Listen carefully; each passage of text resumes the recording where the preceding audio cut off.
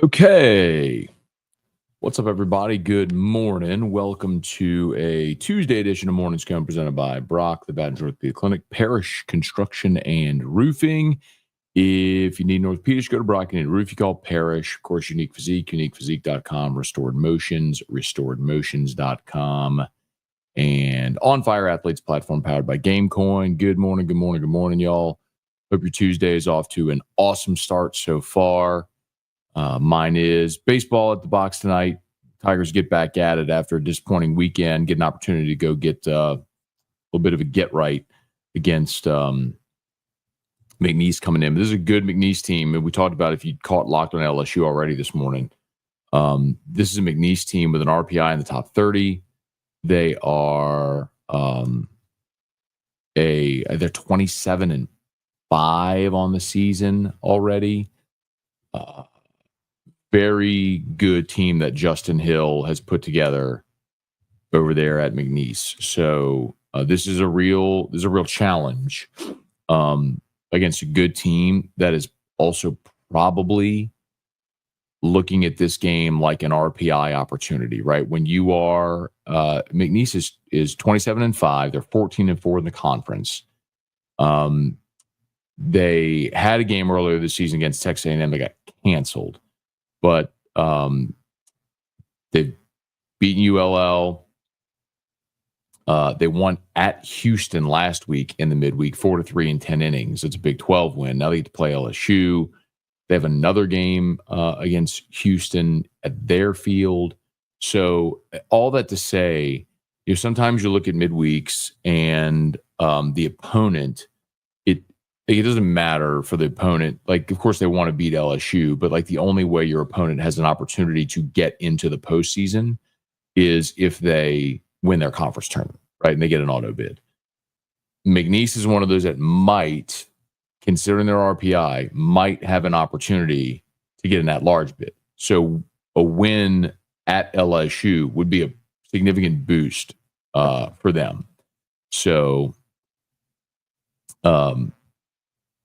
just something to keep in mind, like McNeese may be a little all in to win this game tonight. So, let's see. LSU adds 2 support staffers for football. Got updates on these at louisianasports.net on both of them. So, Jai Shudari, they hired away from Ole Miss. He was Ole Miss's associate director of player personnel. So a guy who went to Ole Miss, Northwestern, Southern Cal for undergrad, and then got his graduate degree at Ole Miss, started working as a graduate intern in their personnel department, and is just elevated each year in recruiting and as an NFL liaison. So he worked for 2 years with Austin Thomas at Ole Miss. So Austin Thomas clearly was the linchpin in getting him to LSU. So you want to continue building player personnel, and Austin Thomas likes somebody. Yep. And you hire him away from Lane. Love it. It's a double whammy. Not only do you negatively affect Ole Miss, but you boost your staff. So that's a good thing. And then found out last night, had tip Shea Dixon was the first to have it, but then I texted Eric Held to confirm it. And Eric Held, who you might remember was the head coach at St. Michael, the Archangel in Baton Rouge, and then left St. Michael to be an assistant at Calicut. Left his head coaching gig at St. Michael to be an assistant at Calicut. Brothers of Sacred Heart, man. He was a Brother Martin guy in New Orleans. I've known Held a long time. Great dude. And really good coach. Actually, a very good special team. Like special teams was his forte. He was a special teams captain at Nichols when he played there. Anyway, but he's been the director of the LHSCA, the Louisiana High School Coaches Association. So he has been added to the LSU staff as the liaison. It's called Director of High School Relations. So he's the one that, it makes sense, right? I mean, he's the director of the Louisiana High School Coaches Association since 2019, so 6 years. So his job now is to kind of be the liaison with all the high school coaches in Louisiana for the LSU football program. That's an important job. That's the job that Charles Bagley held for, Coach Baggs held for a lot of years. So a couple of really nice and important support staff hires there for Brian Kelly's staff. Okay, please smash that like button if you would, subscribe to the channel, Facebook, like the page, share the post. We appreciate you for being there with us. Brian, good morning from Paducah, Kentucky. Interesting you're in Paducah at this moment because I actually have a good friend who's from Paducah, Kentucky. Shout out to Mitch Toon. We've been friends since we were probably like 7 years old.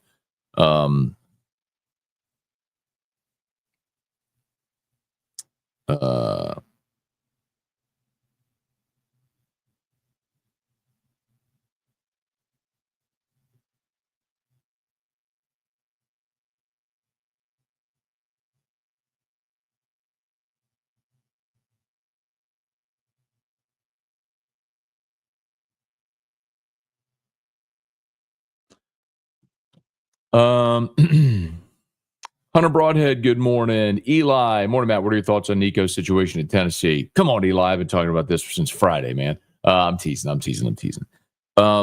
Yeah, I see both sides of it. I am, and that's not straddling the fence. Like, I'm totally fine with Nico trying to get as much money as he can, and I'm totally fine with Tennessee saying, see ya. So someone will pay him. I mean, he's got a long list of places where he'll land. I saw the odds yesterday. UCLA, North Carolina, USC are all among the favorites. Oregon, Colorado, Texas Tech are all on that list. So,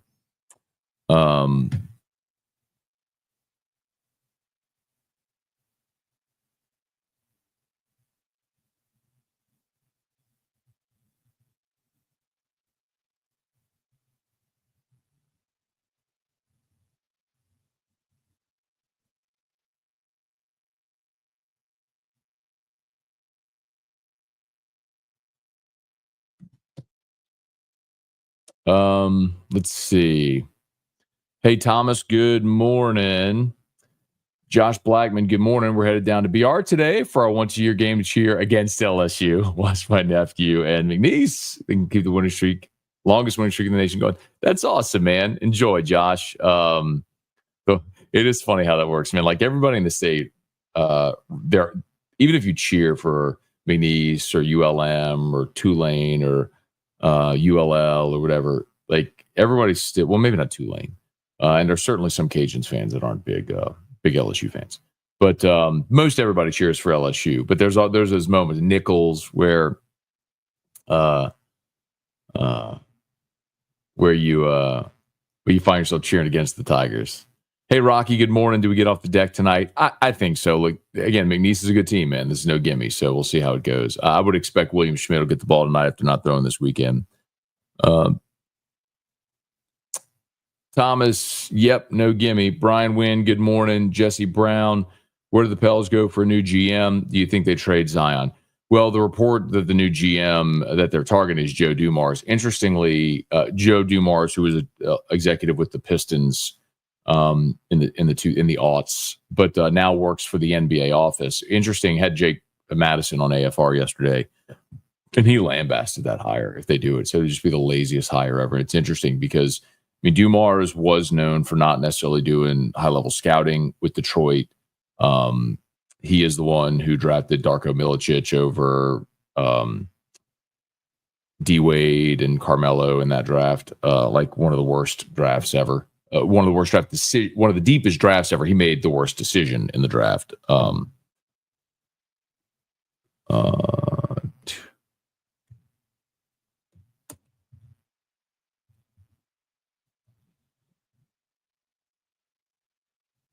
mean, that's the one where LeBron went 1. He took Darko 2.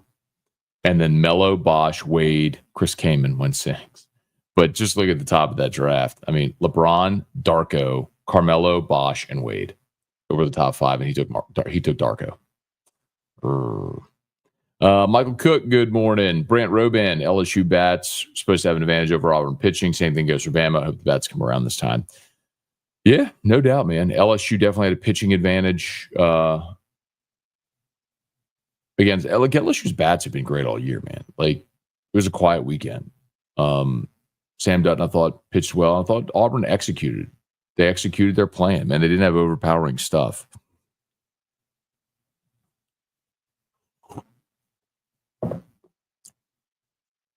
Excuse me, you didn't see dominant arms. But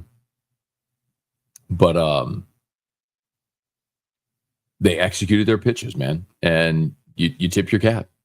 They elevated fastballs out of the zone. They got LSU to swing out of the zone and elevate a lot of baseballs for easy fly-outs to the outfield. Like, good for them. Hey, Jesse, wondering about Carr's injury. Did he injure it this offseason, or was it the last season didn't heal properly? Hey, Weston. Oh, good to see you there, Weston. So, Jesse, we don't know yet about Derek Carr's injury. Nobody's disclosed what happened. All we seem to know is that the Saints have known that this was a thing, and there's no indication yet that it's a non-football injury, because if it were a non-football related injury, that could change things contractually for him. So, we'll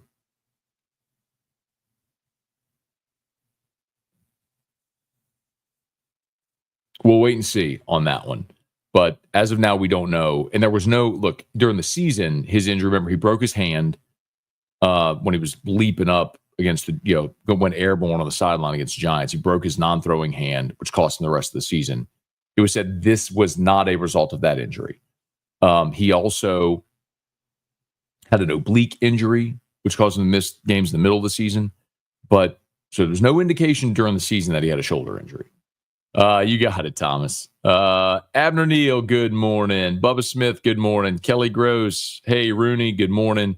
Brad, good to see everybody here. Thanks for being there this morning. Please smash that like button. Hey, Deborah, good morning. Seth, let's see. Saw DJ Pickett. Oh, did DJ Pickett or Monster Delane make plays in the scrimmage Saturday? Well, the one time that DJ Pickett kind of got noticed was he got burned by Nick Anderson. And it was the twos. And Michael Van Buren overthrew Nick Anderson. I mean, it would have been a walk-in touchdown. He just got juked and burned by a veteran receiver. He'll be fine. And Mansour Delane did have a really good – I charted one really good pass breakup by Delane in the 7-on-7 period, I believe. But so much of the day was dominated by the defensive ends. Like the whole D-line. I mean, Ahmad Bro had a TFL. The D-line was pretty dominant, which was great to see. Hey, Ray, was looking at the roster by proxy last night. The wide receivers caught my eye. Is it safe to say at least some are going to leave probably quickly? Good Lord, there's some talent there. Yeah, Ray, that's always the interesting thing, right? So the spring portal window opens tomorrow. And I mentioned this before, but last spring portal window, LSU had 8 players leave in the spring. So you always assume you're going to lose. Like, we talk so much about who LSU might be looking to add. Sometimes we lose sight of who might go.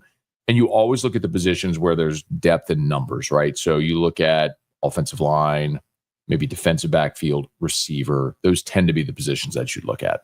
I don't have any information as to players that might leave. I think you can make some assumptions based on guys who appear to be buried on a depth chart, but I don't want to make those assumptions because guys could stay. Eric, to what degree are NIL deals a guaranteed contract, i.e., there are holdouts in the NFL because nothing's fully guaranteed. You can't hold out in the NBA. Every contract's fully guaranteed. You could still hold out in the NBA if you wanted to. And no, NIL deals are not guaranteed. And remember, it's not a deal with the school. It's a deal with maybe the collective paying you or a business that's paying you your NIL deal. And a lot of them just become nullified if the player leaves the school. So like scholarships are a 1-year contract. So like a school could make the decision year over year not to renew your contract. That's one of the things that I always say, like, y'all are okay with that. Like if a coach purges a player, which happens in every program every year, like you need a roster spot. Okay, well, this guy's buried on the depth chart. He's not going to play. You have a conversation after the season. Say, hey, it's probably best if you leave. So like rosters get purged every year, right? Where players are basically told you don't have a spot next year. But a player decides to take some power into his hands and say, I want more money or I'm leaving. And that player's terrible. Like, give me a break. Coaches can leave whenever they want to go take a better deal for more money, even if they're under contract. And we don't have a problem with that.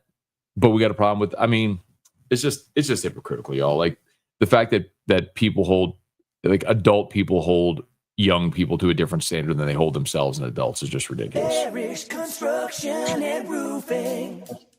At Parish, we've got you covered. From the top of your roof, all the way down.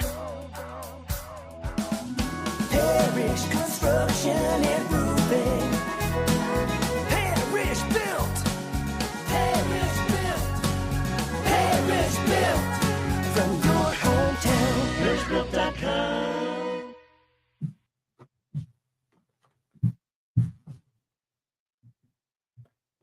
Okay. Parish Construction and Roofing, ParishBuilt.com, ParishBuilt.com. We're giving away 10 Jeepers, y'all. You want to win it? All you got to do is sign up for a free no obligation roofing inspection at ParishBuilt.com. Of course, Brock, sorry, I'm pointing at the screen instead of like there. Brock, the Baton Rouge Orthopedic Clinic. BROrtho.com. Game day prep event, May 10th. Grades 6 through 12, free physicals. Sign up, BROrtho.com. Hey, Rex. Hello, good morning. David, what's going on in New Orleans? Why is it no one really knows what's going on with Derek Carr? We need a Derek Carr day. I think the Saints know what's going on. I think the tricky part is like they're just beginning off-season workouts. And so like it's the off-season. So a lot of the guys haven't been around the team. There was the media got to see Kellen Moore at the owners' meetings a couple of weeks ago. Ross Jackson was down there in Florida for that, but nobody had any reason to ask about Derek Carr's shoulder because nobody knew there was anything wrong. So you could try to pry around now, but if it's radio silence over there, how do you get answers? I mean, OTAs are about to begin. I mean, the NFL has mandated media availability. So like whenever they begin OTAs and there's media availability and stuff like that, like both like Mickey has to have his pre-draft press conference next week on Wednesday. So like we're going to be able to ask those questions and get some answers soon. Hey, Dale, good morning from Orange Beach. All right, Dale, living the life, man. I love to see it. Hey, Mark. Okay, what's going on? How was Skene's cruise? So I did have the game on last night. I have the MLB extra innings package. So I flipped over from Yankees Royals. Go Yankees. Finally going to win. Pittsburgh won 10-3. And because the game started while I was still on air, I missed a chunk of it. But Skenes went 6 innings, 1 run on 3 hits. Cruz, when I saw, was 0 for 2. He finished 0 for 4 with a strikeout. So rough beginning of the season for Dylan Cruz continues, but he'll come around. Hey, Roll Tide 99, good morning. Brett DeGrow, good morning. Chance Babin, why couldn't we have a 2-for-1 firing Loomis and Griffin? Isn't that the funny thing though, Chance? Like you're right. It was one of my first reactions was the Pelicans fired David Griffin after 6 seasons and making the playoff twice. Mickey Loomis has missed the playoffs 4 consecutive years. You've got the worst salary cap situation in the NFL. You've basically whiffed on the last 5 drafts. Not entirely. You've had some starting caliber players, but by and large, like you've missed and had big misses too. And even seemingly when you've hit on a player, i.e. Zach Bond, you couldn't maximize him. And then he goes and becomes an all-pro in Philly. Or you can't re-sign Caden Ellis and he goes and becomes a starter. Or you can't re-sign Trey Hendrickson and he goes and becomes the NFL sack leader. Like you are a horribly mismanaged organization, yet Loomis keeps his job. And the Pelicans fire David Griffin. Got it. Neat. Thanks. Hey, Glenn. Good morning. Mark, how did LSU football QB2 look at the spring game? Look good, man. Michael Van Buren. He threw a dime to. He threw 2 beautiful passes in 7-on-7. One was a touchdown to Berrien Brown.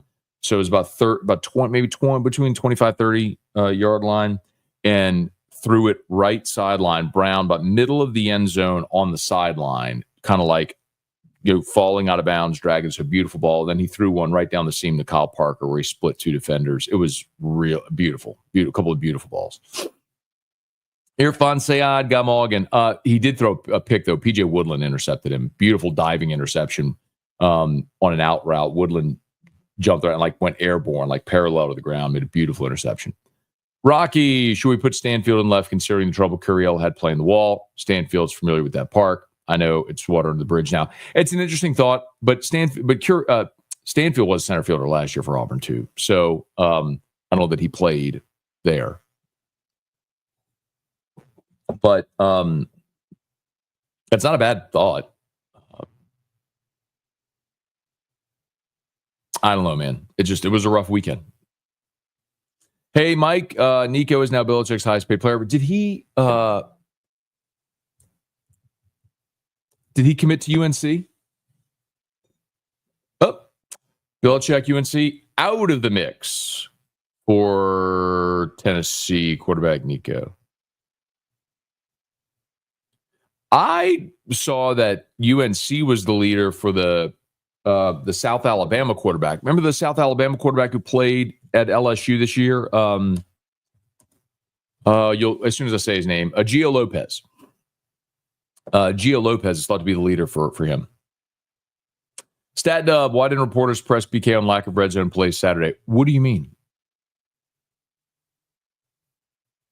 Lack of red zone plays Saturday? What do you mean?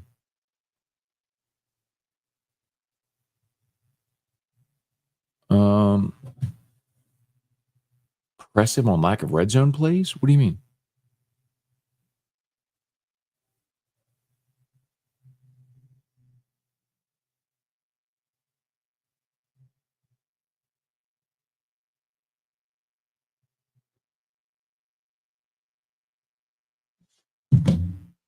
Lack of red zone. I don't know what you mean, lack of red zone plays. And I don't think you press a coach in a spring game.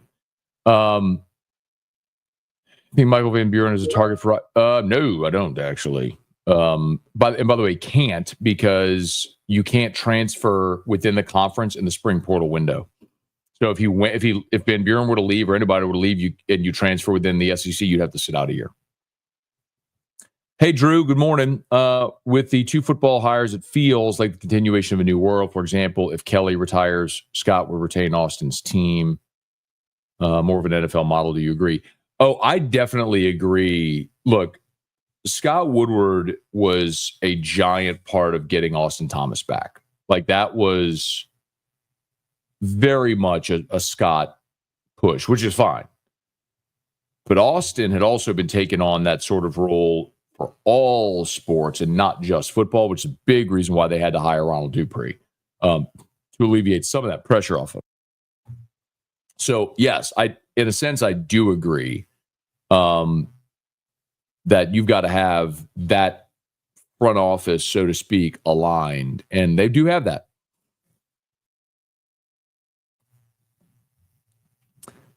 Hey, Mike, good morning. Any news on Trey Holly? So his trial is set for July the 9th. So he can't be with the team until that gets adjudicated. So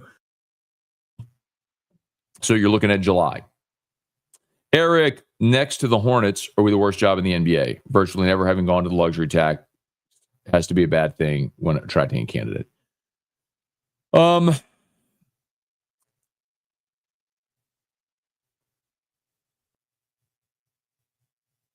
I think New Orleans is the worst job in the NBA. Relatively young franchise, lack of historical success, ownership, which has dueling loyalties, and clearly the Pelicans are an ancillary to the Saints, like they're a second-class citizen to the Saints. You got a bad arena. It's not an attractive place for free agents.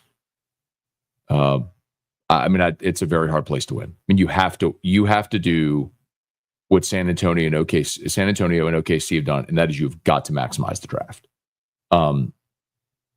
Have your model, and you just can't. Like, when you get Zion, and that's an outlier because it's round 1, or it's the first overall pick, and that's not going to happen often, but you got to hit.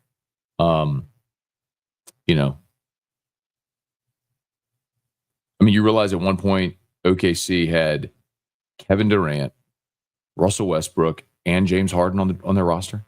Like, pretty good. You want to know how you become a contender? That's how you become a contender. mean, look at San Antonio all those years where they had Tony Parker and Manu Ginobili. I mean, yes, they had Tim Duncan. Robinson got hurt. They tanked, won the draft lottery, paired Duncan and Robinson, won a championship. But then Robinson, was awesome. And then they had Parker and Manu and all. And it was they scouted internationally. They drafted very well, and they kept their core together. I mean, there's a way to do it. Like the model's been shown. I mean, I didn't even look at Golden State. Golden State didn't have historical success. They drafted Steph, hit. Drafted Draymond in the second round, hit. They did really well with some veteran free agency and bringing in guys like Andre Iguodala. Now, after they started winning, then, of course, Kevin Durant wants to go there and Boogie Cousins, everybody wants to go there, right? But by and large, it's not how they built it. They built it by hitting on draft picks.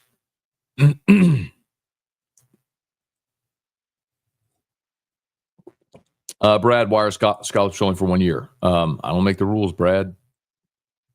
I'm not trying to be dismissive of your question. Sorry. Probably so the adults don't get locked into 4-year deals with players that don't perform, so they can get rid of them. Hey, Brent, good morning. Jeffrey, can we void the Carr contract? I don't know that. I mean, if you're saying like if he was injured in a non-football injury, I don't know. That's an interesting question. Couple more. Michael, more Matt, had a chance to go to the Yankee game Friday. Saw the first inning on TV, 40 degrees, raining, down 5-0 before taking in that bat. I did not regret going to a bar instead. I don't blame you. That sounds miserable. You can't fire Mickey. Nobody would want to deal with that financial nightmare. Somebody would do it. And it wouldn't be like, it's not hard. Like the thing is, man, it's not hard to get out of that. It just takes acknowledging you're going to live on a budget for a year and get out of it. Like you're not going to do the whole awful restructure of all the contracts. You're going to do what you have to do to get within cap compliance. And you're going to purge expensive players. You're going to get young and inexpensive. And then you're going to see the cap rise. And so that's effectively like adding more money as the salary cap rises. And you're going to find yourself out of that in a year if you would just do it. But that would require acknowledging like this is going to be a really bad year. And they just won't do it. Okay.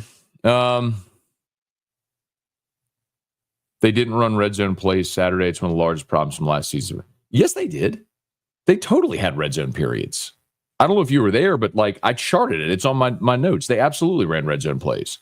They ran goal line and they ran red zone. Absolutely, they ran red zone, both in 7-on-7 and when they got down on the scrimmage. All right, I got to go.